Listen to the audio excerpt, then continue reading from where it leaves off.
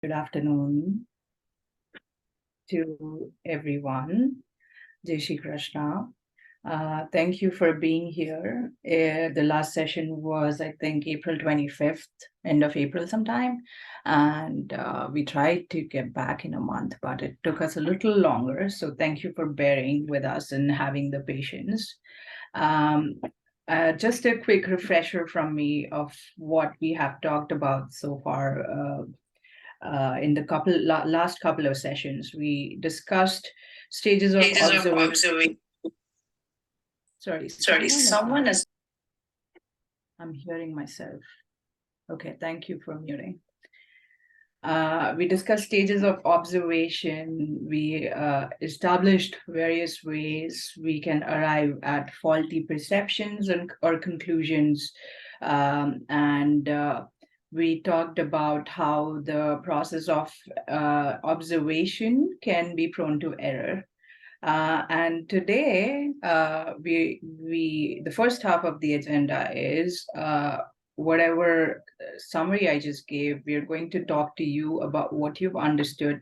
We'll pose a few questions, and we really hope that each of you would participate and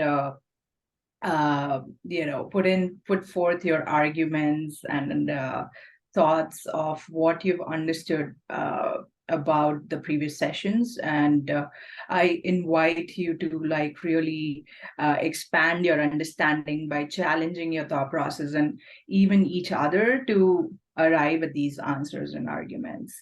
And the second half of the agenda would kind of shed light into the discussion that we've had, and will finally start to find the process of resolving these errors. So without further ado, I'm just going to pose the first question, and I'm going to just spotlight someone randomly, and then we'll do the next person and the person after that to share their theory about their answer. So here's the first question. How does error in perception occur? We've spoken about this in the previous sessions. We've spoken about stages of observation. So based on your recollection, based on your understanding, please share your insights about how does error in perception occur. I nominate Ashini to start first, if you will, Ashini. Yes. Just to clarify the question, it was how errors in recollection occur. Error in perception. Are you not able to see the screen? Oh, yes, I see. Okay, yeah. How does error in perception occur? Yeah. Yeah, so when you perceive something, it is basically about looking at like a certain experience or scenario and trying to evaluate what came out of it. And so, for example, if the situation occurred and two people were at the same scene, then the way that you perceive might be differently, because although the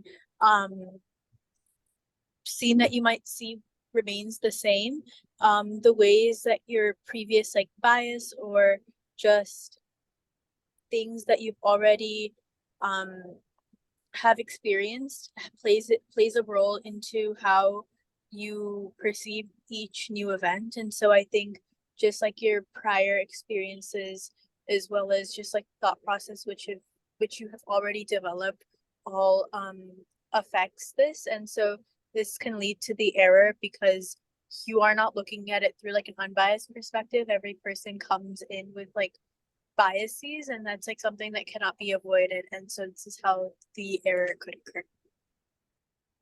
Yeah, that's a very good answer. I hope I'm not muted. Okay, yes, thank you. Next up is Hirva. If you have any arguments against what Ashini said, please feel free to jump in. And otherwise, you could just share your answer about error in perception. Hirva Parikh, are you around? Yeah. So I agree with what Ashini said. but to add on to that, perception is like what you view, and like there can be error because like what you understand can be wrong. Yeah, that's absolutely correct. In my opinion, yes. Okay, Jigna Auntie, you're here, so you can share your insights. We've barely heard from you in previous sessions, so. Sorry, no, I'm not sure. So Yeah. you can ask someone else younger. So. No, it's okay. Please share whatever you think. No, actually, just I'm skipping this time. Okay, sure thing. Sorry. Okay, no worries, and we'll get you next time. Okay, who is JK? I did not know your name, so JK, would you like to chime in?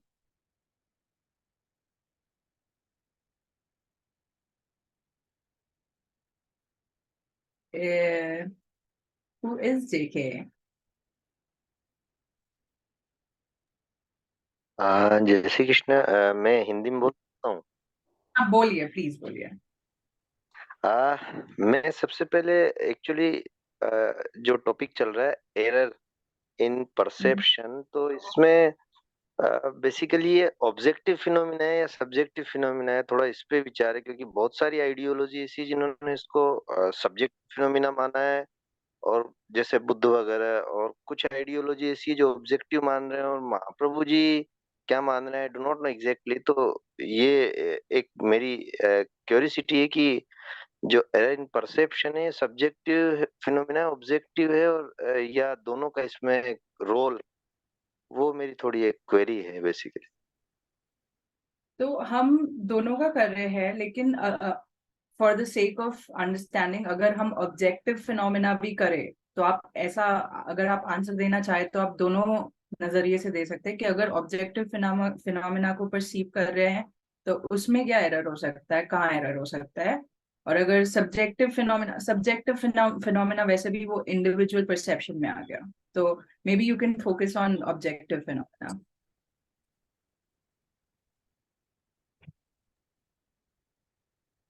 नहीं, जैसे objective phenomena भी है तो 100% objective, जैसे कि हम कोई example से देखें कि वो 100% ऑब्जेक्टिव तो नहीं है। कोई एक पर्सन को कोई एक स्टेज पर जो एक्सपीरियंस हो रहा है, एरर का हो रहा है या हेलुसिनेशन का, तो वो सबको नहीं हो रहा है।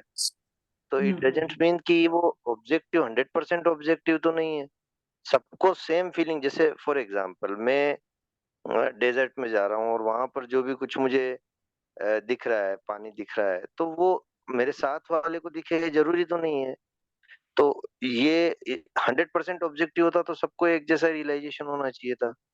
तो 100% ऑब्जेक्टिव भी नहीं और 100% सब्जेक्टिव, जैसे बुद्ध भगवान कह रहे हैं कि it is totally 100% your idea, there is nothing like, जैसे हम कहें कि मृगमरीचिका इस तरह की कोई एक है, तो मिरर जो है, तो वो डेजर्ट में मिरर, तो वो भी 100% तो सब्जेक्टिव भी नहीं है और 100% ऑब्जेक्टिव भी नहीं है। तो इसको क्या माना जाए, ये यही मेरी क्यूरियोसिटी है। हाँ, तो ये आपने अगर प्रीवियस एक स्टार्टिंग के आई थिंक थर्ड या फोर्थ सेशन में हमने डिस्कस किया था कि सब्जेक्टिविटी और ऑब्जेक्टिविटी के बारे में डिस्कस किया था, जिसमें ये बताया था कि आप जो बेसिकली कह रहे कि nothing can be 100% subjective, nothing can be 100% objective. तो लेकिन हम जो डे टू डे एक्सपीरियंस करते हैं, जो हमारी लाइफ होती है, अभी अगर उसकी बारे में बात करें, तो अगर आप सामने जो भी आप कंप्यूटर स्क्रीन देख रहे हैं या फोन देख रहे हैं, उसमें कहाँ पे हो सकता है एरर, या तो आप अगर किसी सब्जेक्टिव फिनोमेना के बारे में बात करना चाहे तो वो भी कर सकते हैं। मैं समझता हूँ जैसे एरर, ये तो एक साइकोलॉजिकल वर्ड है, बेसिकली तो इल्यूजन ज्यादा बेटर वर्ड है। अगर हम डे टू डे लाइफ के हिसाब से इसे डिस्क्राइब करें तो वो इल्यूजन परसेप्शन में, ये तो शंकराचार्य जी का कंसेप्ट है कि नथिंग इज रियल, ये इल्यूजन ही है टोटल 100%, और परसेप्शन में ही इल्यूजन है। अब वो परसेप्शन में इल्यूजन या एरर है, ये बात क्योंकि जैसे कि जैसे कि हम ये कहें कि जैसे फॉर एग्जांपल कि मेरे को ड्रीम आता है। अब ड्रीम आ रहा है, ये ड्रीम क्या 100% इल्यूजन है?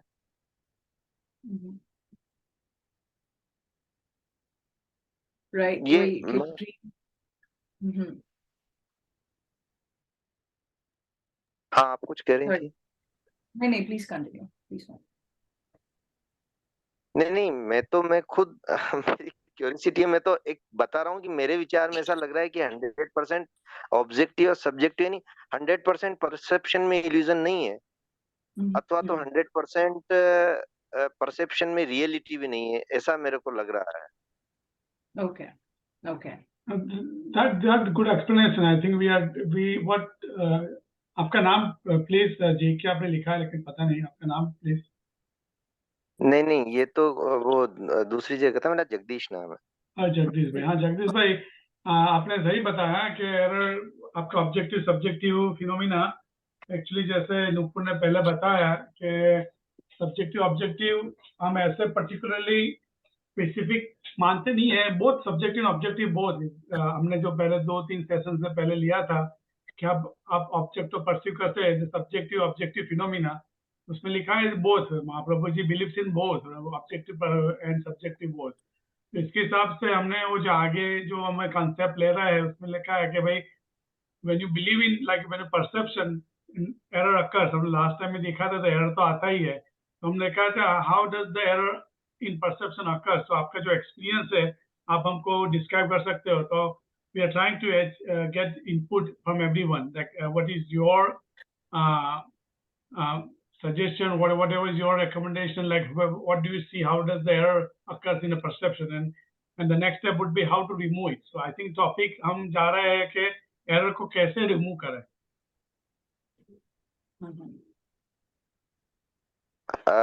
नहीं, पहले एरर को रिमूव करने से पहले एरर का जो रियल काज है, एक्चुअल में क्या है कि महाप्रभु जी ने जहाँ कपिल गीता का डिस्क्रिप्शन है जिसमें भक्ति की 5 वृत्तियां बताई हैं, वहां तो महाप्रभु जी ऐसा कहते हैं कि माने टेक्स्ट मेरे सामने है कि विपर्यासो भिन्नार्थ प्रतिपादक क्रिया ज्ञान योचे भिन्न विषयत्वम। माने जब ज्ञान और क्रिया यानी एक्शन और नॉलेज इनमें कोई डिसकोऑर्डिनेशन हो गया है तो इल्यूजन है। महाप्रभु जी की जो So अन्य yeah, this is a great point, Jagdish bhai. And we are about to come to that topic in discussing the theories on how the errors can be resolved and how does it actually occur and then resolve them. Right now, what we are doing is brainstorming from other people with other people to understanding what their point of view is in why does the error even occur.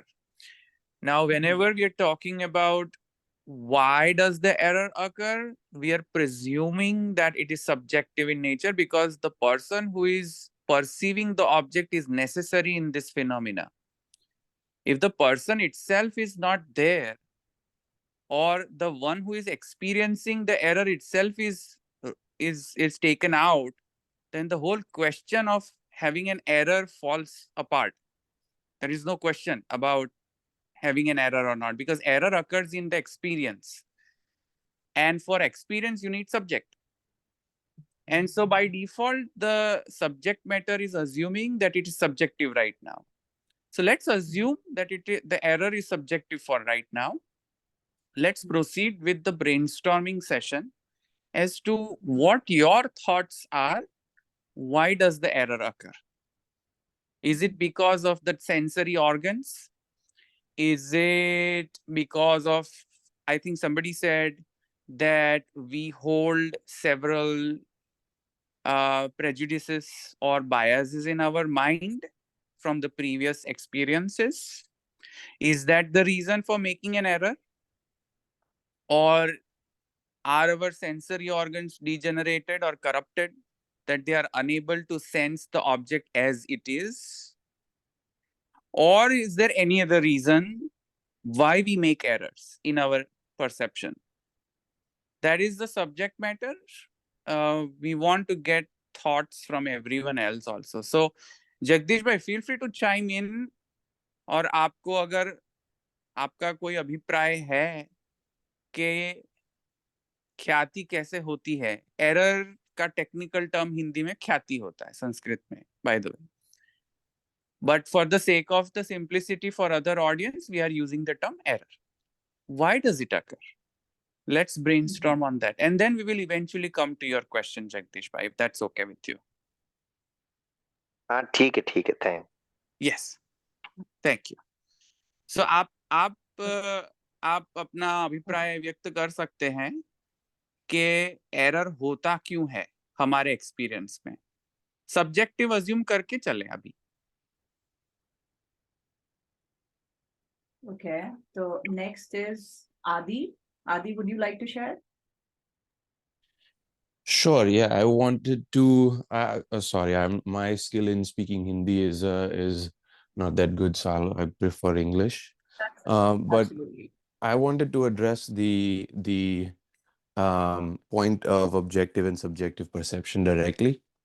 That I can only use examples that I know, where we know the principle of gravity, that it encompasses everything. It pulls. It's the main attracting force, one of the four major forces in the universe.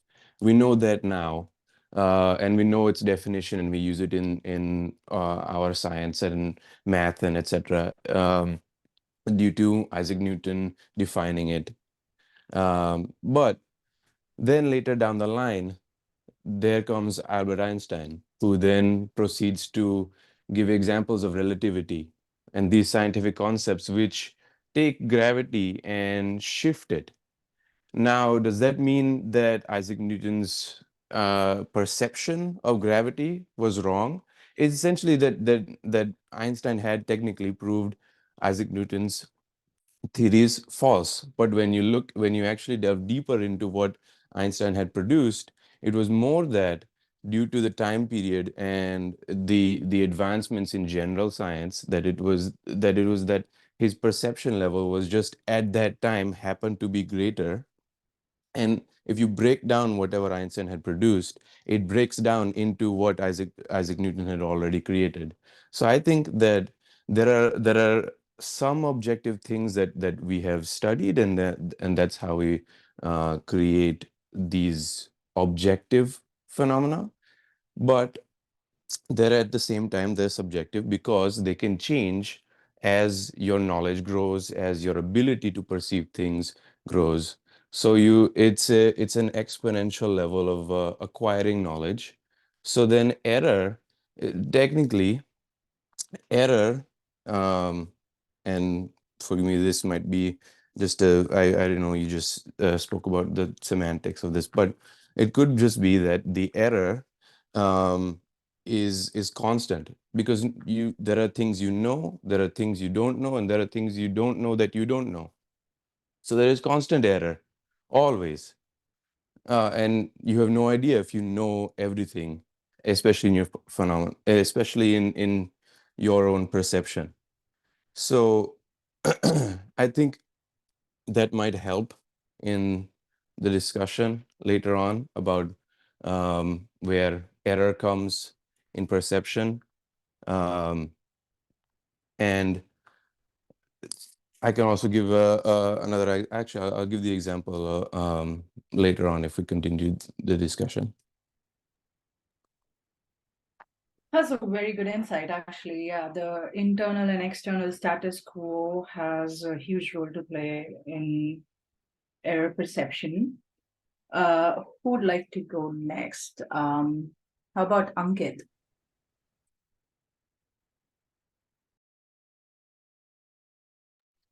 I'm so sorry. I'm just trying to understand the topic. I joined in a little late, so I'm just listening. Thank you.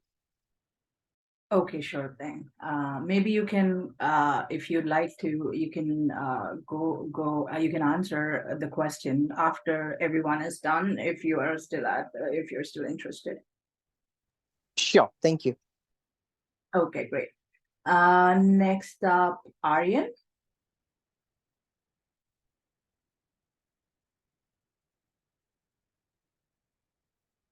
Aryan, are you around? Yeah, I'm here. So I would just say like we're just answering how does error occur in perception, right?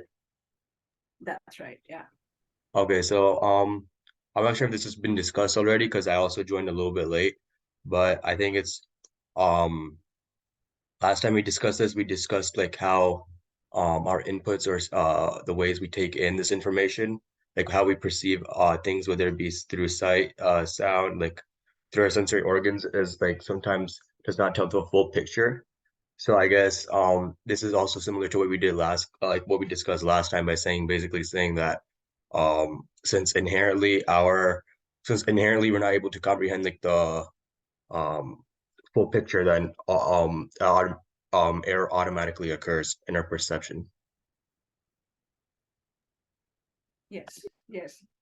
Thanks, Aryan. Yeah, we did discuss this last time. We're just like, because there has been some gap between this and last session, we're just doing a refresher and like getting everyone's perspective. So some people were not able to join last time. So it would be good to like just kind of have brainstorming revision in a way. So you know what, I'm actually going to, there is some overlap in this and the next question based on the answers we're getting. So I'm going to share the next question as well. So feel free to give collective answer for this. And the second question, which is where or at what stage observation or stage of observation can error occur? So maybe Hiransh can go next. So I'm not exactly sure what stage of observation can the error occur, but I think in my opinion, it's that when you see something and you internalize it and you use your senses, but there's that misunderstanding because of your existing knowledge or because of misconceptions that you already have. I think that's where the error can occur, especially when you see whatever action is happening or whatever object that you're looking at, and then you internalize it, and then you understand it, and then you try to, if there's some kind of response in your action, then that's where the misunderstanding can happen. That's great. I'm actually going to help out here a little bit with the stages that we discussed. So these are the stages, yeah.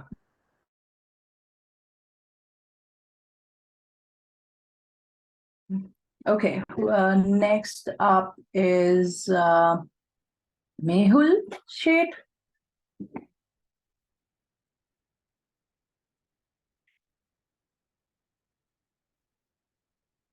Mehul, are you available to answer?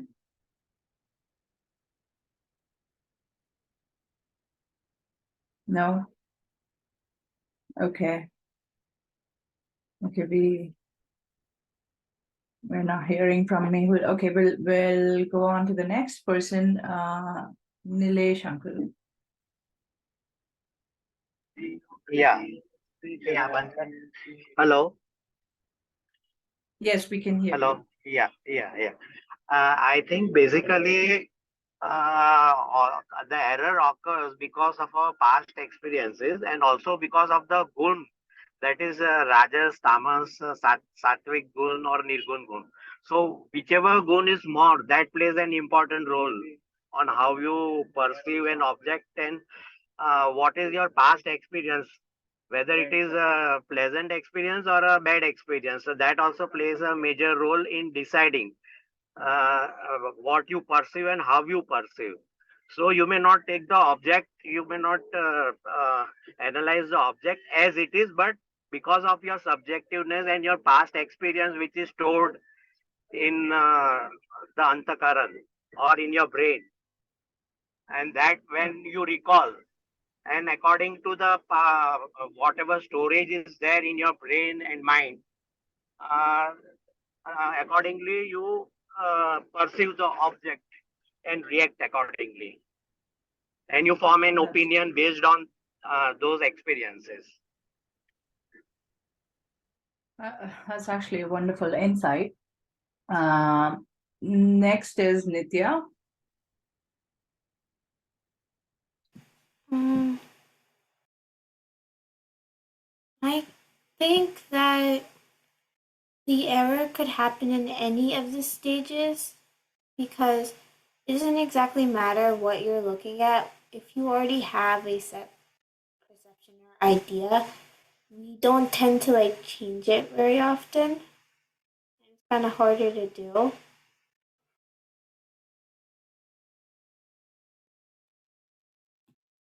That's great. Yes.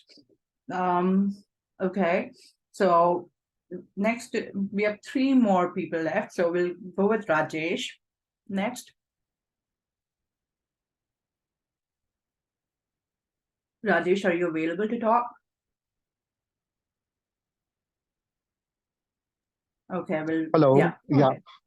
Can you hear? Yes. Yeah. Oh, here the error can be at any stages, perception and objection. It is because we are having a preconceived notion of a particular thing. I don't know how we can connect the science and religion with it, but everything I think so is subjective. There is nothing objective. It is always a subjective and relative thing. We have got a preconceived notion, like you see a person's visiting card where a doctor is mentioned and we pursue that he's a doctor. Actually, he may be having a doctorate degree. So similarly, we see a person with eyes, we see that he can see, but he may not be having a vision. It is because of the logic that we are applying every time with a preconceived notion that because he is so and so, it must be so and so. But we don't, we are not ready to accept the relative concept. Everything a person does, and it is, I mean, sometimes it is, I mean, destined. We are the master of our destiny, but still, if you have any hope, then only it can happen. Otherwise, it cannot happen. I don't know how it is related over here, but that is what I feel. Okay, yeah, that's a great insight. We'll go to Sanvi next. Like I think several people mentioned it before, but just to add on to the fact that the error could occur in any stage, including like just when we're analyzing the object, the sensory organs might not get the full picture of it or might misinterpret what is being perceived. So that maybe then that's when the error might occur, but also when like during recollection, just like understanding what is being perceived, even that stage could be when the error occurs. So there's several stages where it might happen. So that's what I think of this. Okay, that's wonderful. And finally, Shrina.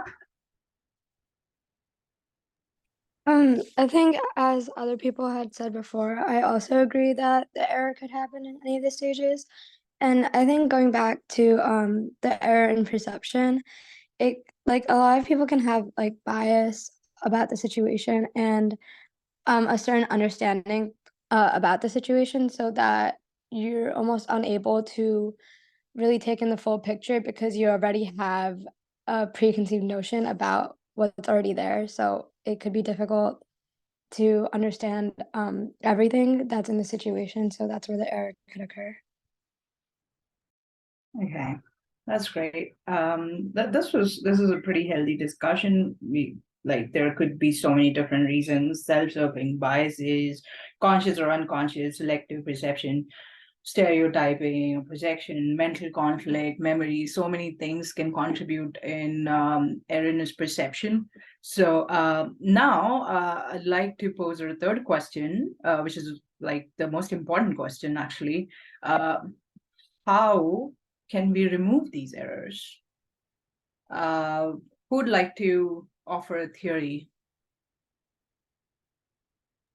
Please self-nominate yourself.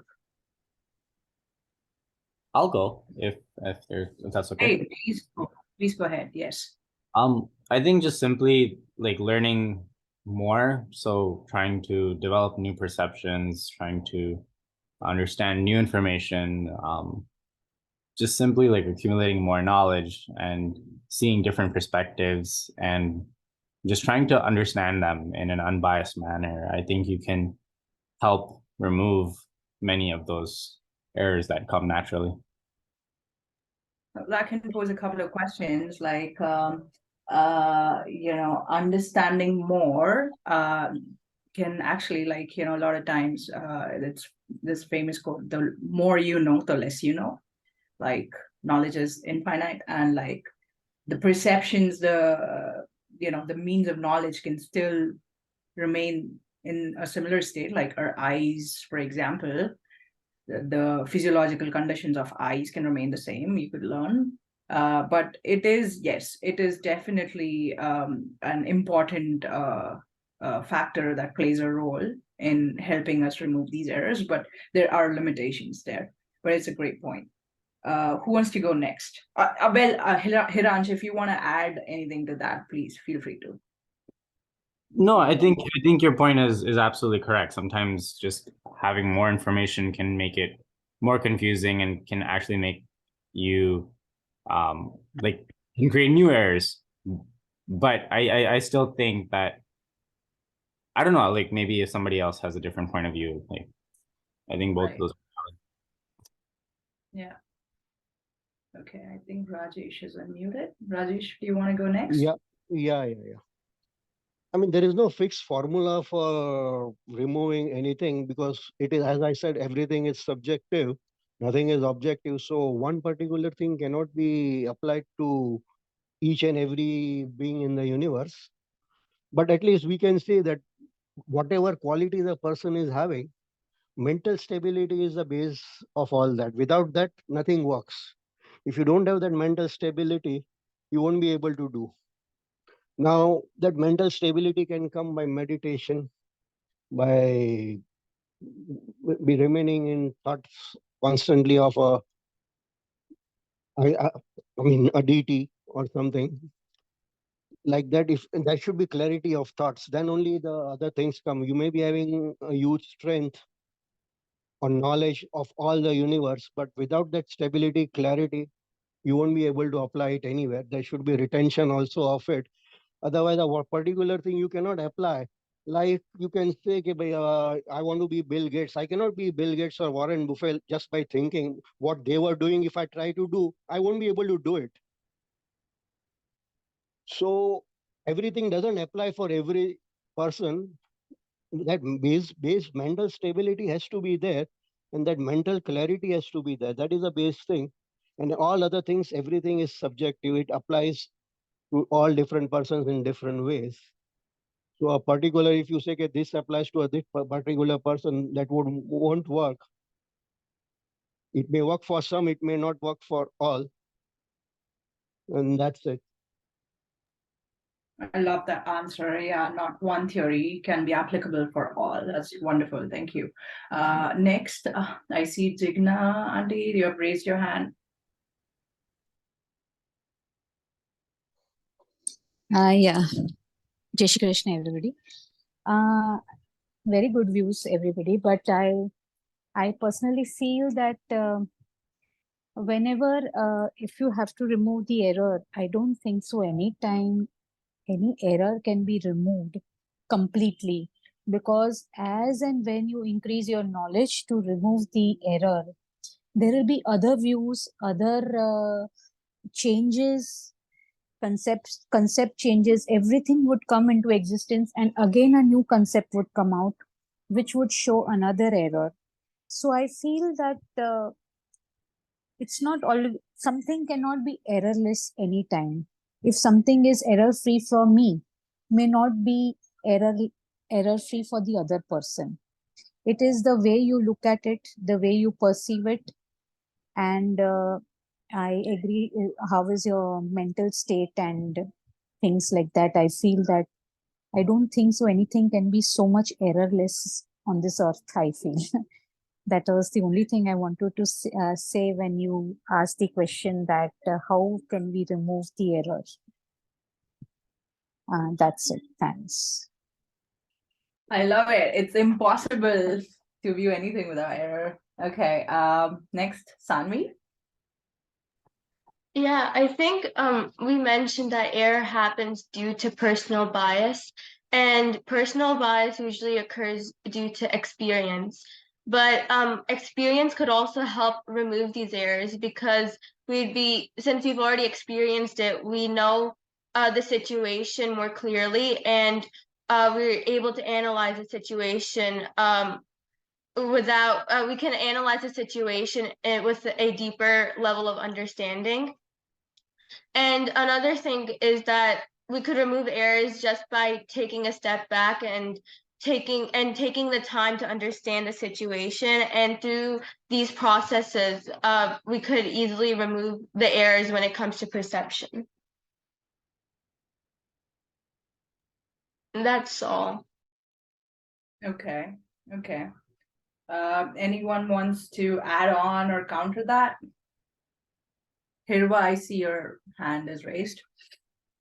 Yeah, so I actually had two different views to this, and I wanted to add on to the fact that you can't like ever remove an error because once you start getting new perspectives, then like yes, you might get the bigger picture, but then when you learn new things, you also make new mistakes too. So you can continue making those errors so they don't always go away. But I was also looking at the recognition stage, and when you think about it, when your brain registers something, you automatically start stereotyping things. Like if you've had a bad impression with someone on the first try, then immediately after that your brain's going to constantly think that you don't like that certain person, but it could be that they were just having a bad time or bad day, and it just happened that you had a bad impression with them, and then you kind of like you aren't open-minded to like consider them anymore. So I feel like also in order to kind of remove these errors, not that you can completely remove them, but you can reduce them, you should like it's like the unbiased neutral opinion that we talked about earlier, that if you have those, it's easier to kind of see the bigger picture and kind of reduce these errors. Hey, that's great.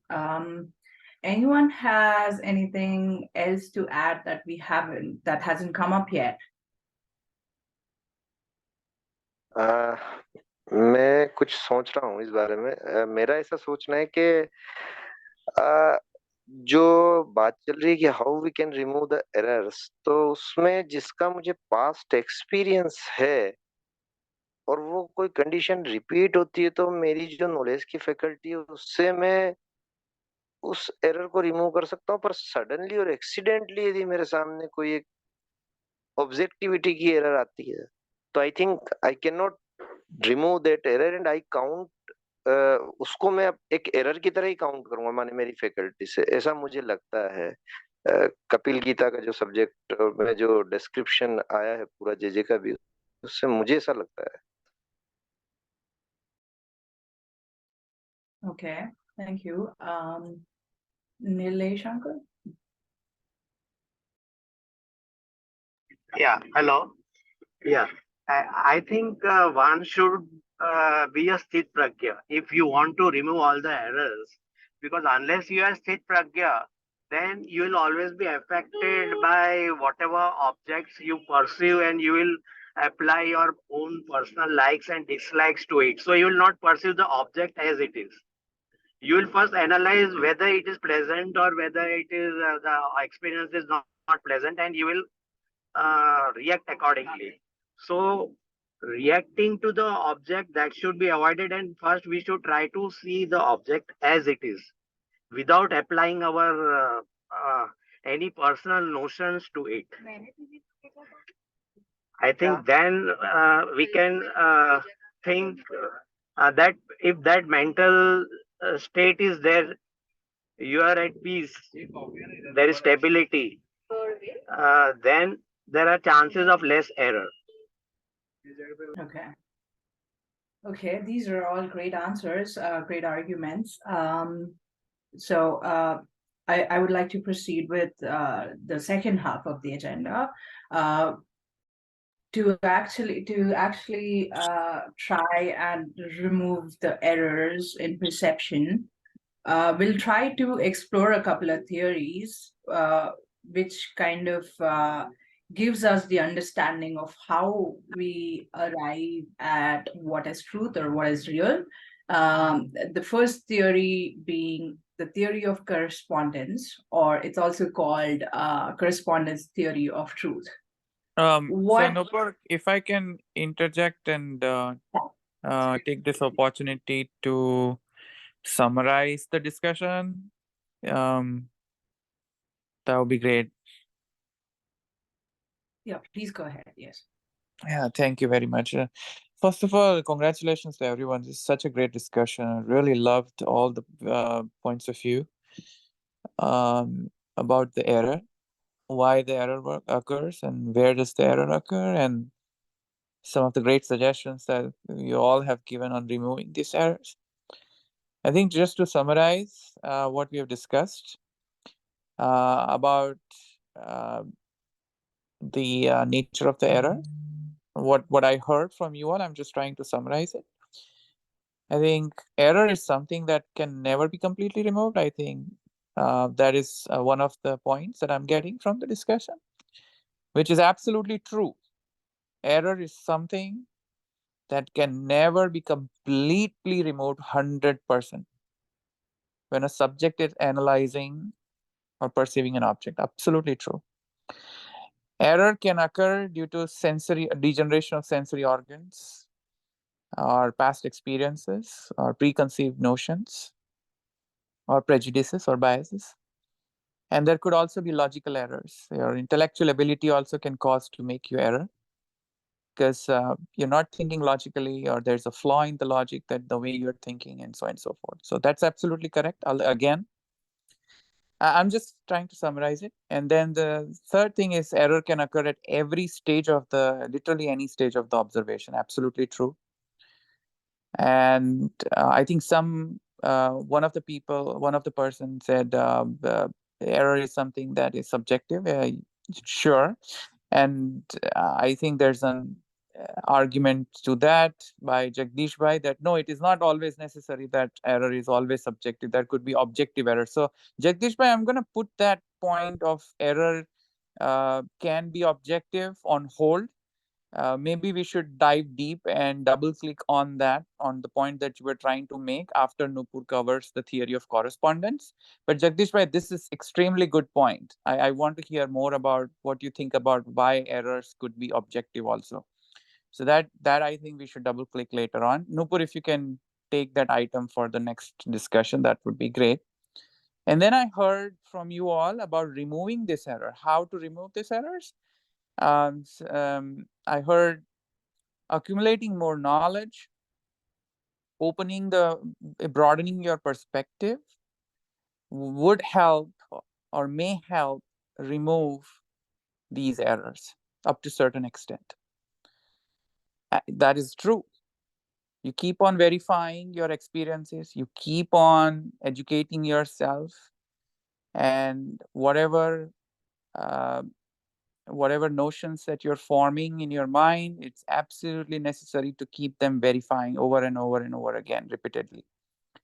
No fixed formula to fix the error, primarily because of the state of the mind. So you need to make sure that your state of mind is pure. And the definition of the pureness or the stable mind, state of the mind, yet to be discussed or yet to be defined. But yes, state of the mind plays a significant role in perceiving the object as is and removing the errors. That is also true. There is no cure-all solution to remove all the errors completely. I think somebody said that as well, and that's absolutely true. So I think the gist of the discussion is we all can make the errors at any stage of the perception or observation or recognition or making decision. And the knowledge that we get is always prone to errors or invalid knowledge. And the way to remove, I think what I'm getting from this discussion is the way is to remove that error is to keep verifying the knowledge that you have acquired over and over again repetitively. Keep verifying the means of the knowledge through which you are getting the knowledge. Keep verifying your own acquired knowledge. Keep verifying whether your knowledge is based on bias or not, and unbias those things by getting new facts, or again, employ a different techniques to verify your own knowledge over and over again. And that's how you get to the point where hopefully you can make your knowledge valid. So that is a segue to the next topic, which Nupur is trying to cover, which is one of the theories proposed by the philosophers on how to verify or how to validate your acquired knowledge. So that's a good segue to that topic. Nupur, sorry. Just wanted to summarize this. No, thank you so much for that. I think that is extremely helpful. So coming to the theory of correspondence, what this theory basically suggests is, puts forth is, what is true is if a statement or a proposition equals reality. And simply what is false, what is false is if the statement or proposition is not aligned with reality. Now, how do we verify if it's aligned with reality or not? I think the next stage would be to verify the means of knowledge. How did you acquire the knowledge, the source of knowledge? But, well, how would you acquire, how do you verify the means of knowledge? You would have to justify the means of knowledge. And then that would lead to justification of means of knowledge. And that could lead to justification of means of infinite times means of knowledge. So that basically is what is known as infinite regression. So theory of correspondence is one way of arriving at perceivably more or less accurate reality. It can be done with your senses. It could be done with valid documents. It can be done with records, experts, so many different ways. But there is this problem here. There is this limitation here that it would require infinite justification, it would lead to infinite regression. Let's explore this a little further with a couple of examples. And I'll start with visibly or like conventionally a subjective example of moral values. Like if we look at a statement that lying is wrong, now that could be true or false. Like if we wanted to verify if it's real or not, like we ask the question why. Why could be it could be based on ethical principles of honesty, fairness, empathy. Now, how do you arrive at these ethical principles? You could say that honesty is based on the belief that truthfulness can lead to a better social relationships, societal stability, so on and so forth. Now, that could arise another question for justification that that can lead to happiness, more enriching life experiences.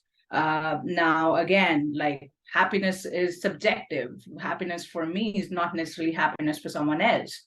That could raise questions of ethical theories like consequentialism, virtual ethics.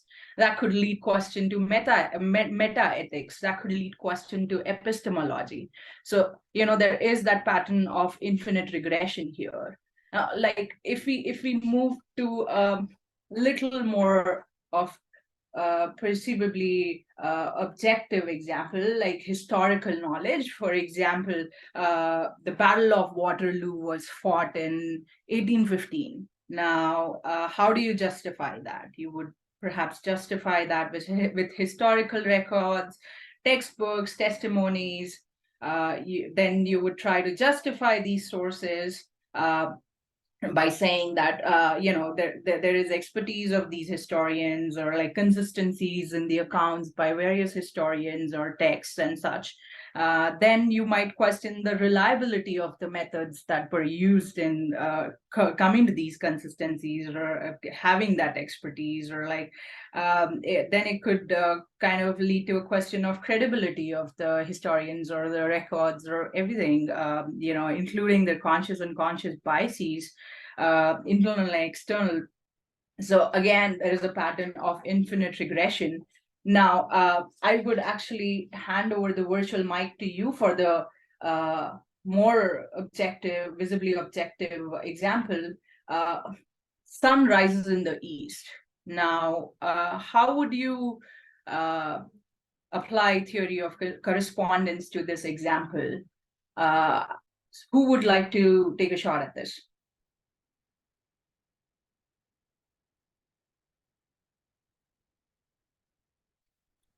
Okay, someone wants to nominate themselves, or I can nominate. I think it would be good discussion if people ask questions about if they really understood the theory of correspondence or not in the first place. Maybe. Okay. Maybe Yeah, that. let's do that. Yeah. Yeah. Does anybody have any questions on this? Or any point of views?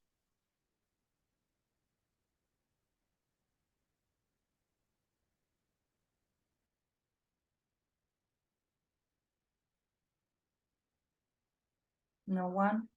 I guess everybody agrees to this?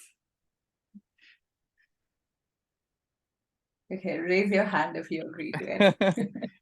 I guess we got a very good audience. Everybody's agreeing to theory of correspondence. That's the way to go to verify the knowledge.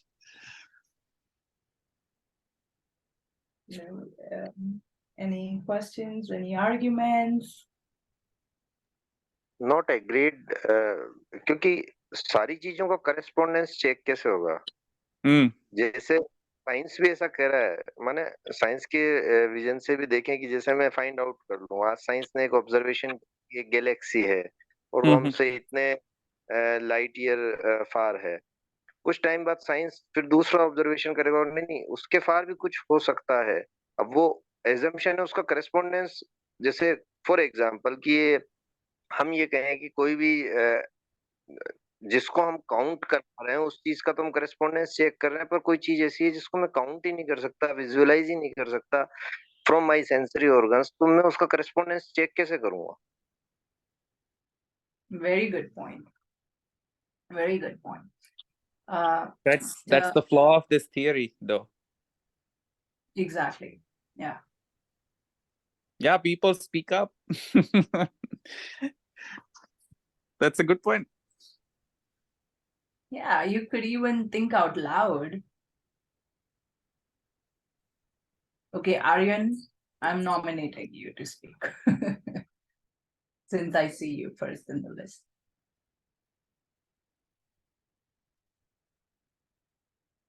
Okay, so I guess basically this theory of correspondence is that everything we see in this world around us, so basically like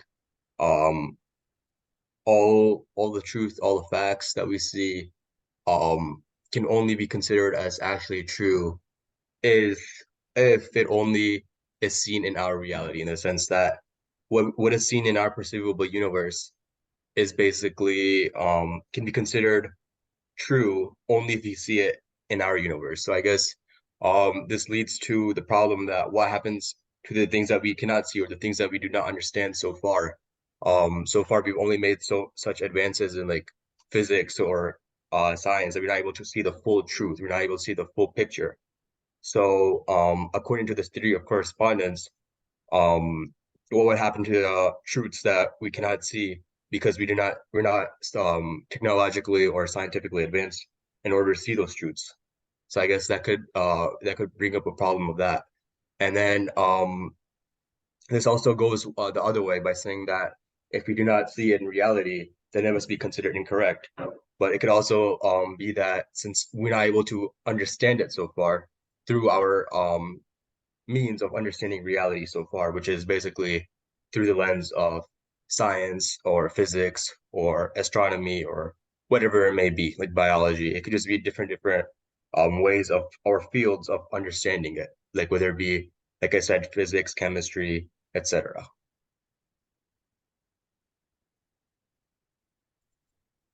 Awesome. That's really good.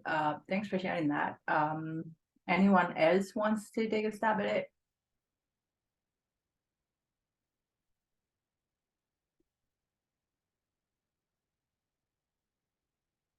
Okay. How about Hirva? I actually don't understand the question that well. Okay. So basically, how would theory of correspondence go far in proving something is real or not? What are the benefits and limitations of using this theory?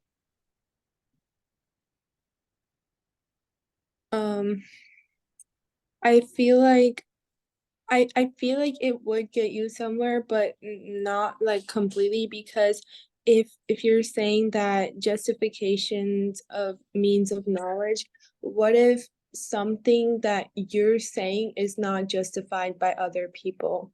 So if like and it doesn't even have to be like a big idea, it could be just personal opinions in a way. And like I don't know if what I'm saying is what you're asking, but if what you're saying is not justified by other people, then they're not gonna believe in it, is kind of what I'm saying. Okay, that's great. Yeah, so I know we're like almost running out. We are actually out of time now. So you know, in conclusion of today's session, there has been like really healthy discussion. I wouldn't go add on the first agenda. I already summarized that. But with the theory of correspondence, we see that it can help us to a certain extent, but there are flaws there that we cannot use it solely to verify our concepts and knowledge. What we'll do in the next session is we'll explore a couple of other theories and try to see if those can help us in removing the errors. If anyone has any question at this point, we would love to hear them. And I think we should also double click on what Jagdish Bhai has pointed out of error and objectivity. So two things to follow up next time. Yes. Thank you. मेरा एक question और भी ऐसे related धवल जी से कि वो आप आगे देखिएगा। मैं ऐसा सोच रहा हूँ कि जैसे एरर जो हम देख रहे हैं, एरर इन परसेप्शन, का एक एस्पेक्ट मेरे हिसाब से ये भी आ रहा है कि क्योंकि महाप्रभु जी ने जहाँ प्रमाण माने वैलिड नॉलेज के, तो उसमें ऐसा भी बताया कि जब ब्रह्म प्रकट हो जाए तो अन्यथा ज्ञान भी प्रमाण है। तो जो ब्रह्म विषयक एरर्स है, फॉर एग्जाम्पल कोई को सेवा में जिसे हम कहते हैं अनुभव महसूस हो रहा है, वो उसे एरर काउंट करेंगे या उसे हम वैलिड नॉलेज काउंट करेंगे? वो भी मेरा एक क्वेश्चन है। Yeah, absolutely right. Knowledge, high level, there are two types of knowledge. One is eternal knowledge, which is never invalid, and another is obviously the opposite of it, which is always prone to errors or always prone to changes. Whatever discussion we did today was related to the knowledge, that type of knowledge that is prone to changes. The eternal knowledge is something that comes later on as a topic of discussion. So we will take that up after we are done with the non-eternal aspects of the knowledge. And that's when your question will come into the play. Okay. Yeah. I just want to have one minute to say, I think thank you everyone for participating in this session. And actually regarding the theory of correspondence, we got a good response right now. But I would like to say one thing about it. I think everybody agreed upon that there's a limitation on the theory of correspondence. And basically, I would like to say that whatever the object we can experience, I think that theory is applicable to only to that we can experience object, right? So we also need to think about it like what kind of percentage we can experience compared to what we cannot experience it. I think there was a question regarding the Brahman and or the universes, whether we can experience it or not experience it, whether we can apply this theory or not, or this is only limited to only the object that is around us. So I think it is a good discussion that we discussed that this theory has a lot of loopholes as well, but I think it's a day-to-day activity.